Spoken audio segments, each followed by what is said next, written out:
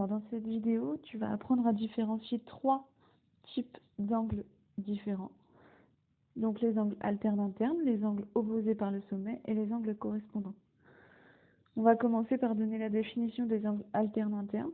Alors, pour avoir des angles alternes-internes, tu as d'abord besoin de 2 droites.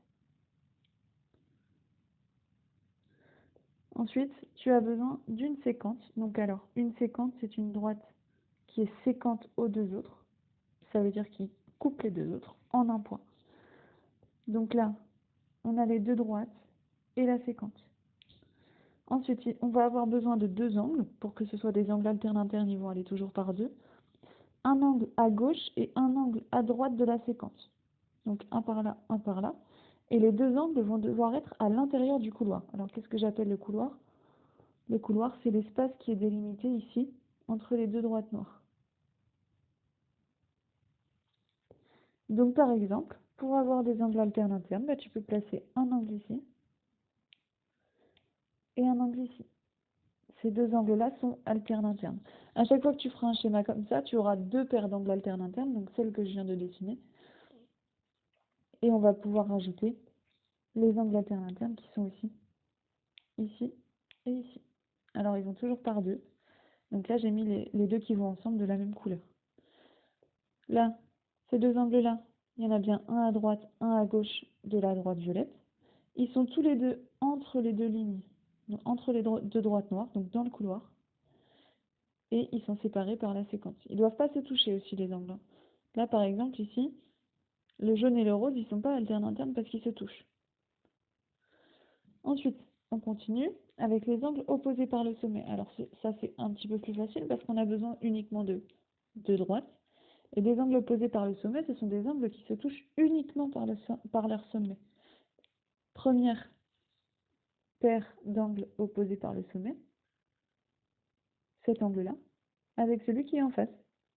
Ici, ils sont opposés par le sommet parce que ils sont formés par 2 droites qui sont séquentes, donc qui se coupent en un point, et les angles sont l'un en face de l'autre. Alors bien sûr, on en a encore une deuxième paire d'angles opposés par le sommet, c'est celui-là et celui-là. Là aussi, ils sont bien opposés uniquement par leur sommet. Je rappelle que le sommet d'un angle, c'est la pointe. Attention, si vous avez par exemple un schéma comme ça,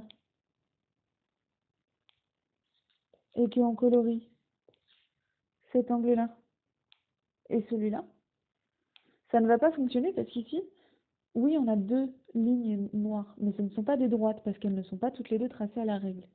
Celle-là est tracée à la règle, celle-là l'est pas. Donc ici, on ne peut pas dire que ces 2 angles-là sont opposés par le sommet parce qu'ici, on n'a pas une droite. On a une ligne tracée et qui ne peut pas être tracée à la règle. Et on termine avec les angles correspondants. Alors, j'ai aussi besoin, cette fois-ci, de 2 droites noires. J'ai besoin encore une fois d'une séquence, donc une droite qui coupe les 2 autres en un seul point. Et alors cette fois-ci, quand on va parler d'angles correspondants, ce sont des angles qui vont être du même côté de la séquence, mais un à l'intérieur, un à l'extérieur du couloir.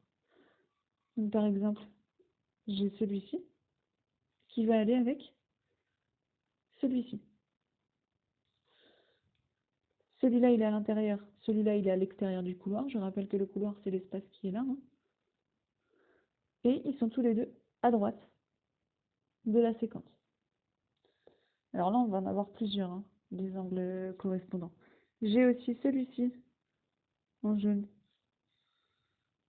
avec celui-là.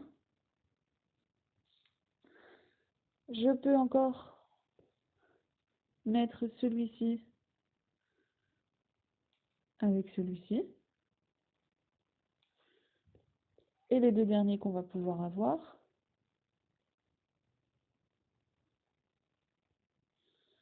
ça va être celui-là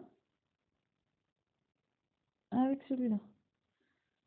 Alors là, cette fois-ci, pour les angles correspondants, vous pouvez trouver 4 paires à chaque fois. Pour s'entraîner, on va juste regarder les angles qui sont ici. Et le but, c'est de savoir si c'est un angle, si ce sont des angles alternes-internes, opposés par le sommet, correspondants, ou alors rien du tout. Donc, Là, j'ai seulement fait une erreur, comme vous pouvez le voir dans la consigne. Soit un des trois, soit rien. Alors, on va regarder les premiers ici. Je remarque que les deux angles bleus, ils sont à l'intérieur du couloir.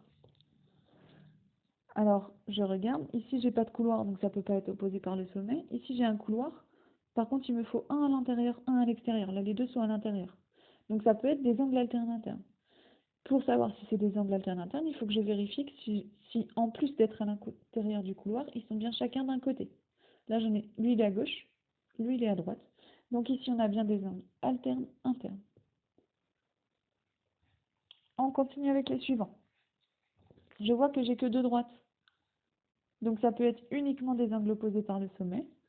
En plus, les deux angles que j'ai, ils se touchent uniquement par la pointe. Donc c'est bien des angles opposés par le sommet. Et je vérifie bien que c'est des droites ici. Je rappelle que si ce n'est pas des droites, je ne veux pas parler d'angle opposé par le sommet. On continue avec celui-là. J'ai un angle à l'intérieur du couloir, un angle en dehors. Alors, je vais pouvoir regarder si ce sont des angles correspondants. Pour ça, il faut que je vérifie si les deux angles sont du même côté de la séquence. Et bien ici, je vois que oui, ils sont bien du même côté de la séquence. Attention, eux non plus, ils ne doivent pas se toucher. Hein. Là, j'avais dit que les deux ici ne pouvaient pas l'être parce qu'ils se touchaient. Les deux ici ne peuvent pas l'être parce qu'ils se touchent aussi, correspondant. Donc là, les deux angles ne se touchent pas, ils sont chacun un à l'intérieur du couloir, un à l'extérieur du couloir, et ils sont tous les deux à droite de la séquence. Donc ici, on a bien des angles correspondants. Je continue avec le quatrième exemple. Je vois que les deux angles, ils sont à l'extérieur du couloir. Oui, mais si je regarde, là, j'ai besoin des deux à l'intérieur. Là, j'ai besoin de un à l'intérieur, un à l'extérieur. Là, les deux sont à l'extérieur du couloir, donc ici, c'est rien du tout. C'est ni l'un ni l'autre. Ensuite, cet exemple-là, j'ai un angle à l'intérieur du couloir, un à l'extérieur. Les deux angles sont à gauche de la séquence et ils ne se touchent pas. Donc, ce sont des angles correspondants. Et le dernier, les deux angles sont à l'intérieur du couloir. Alors là, attention, le couloir, il est peut-être un petit peu compliqué à voir. Il est là.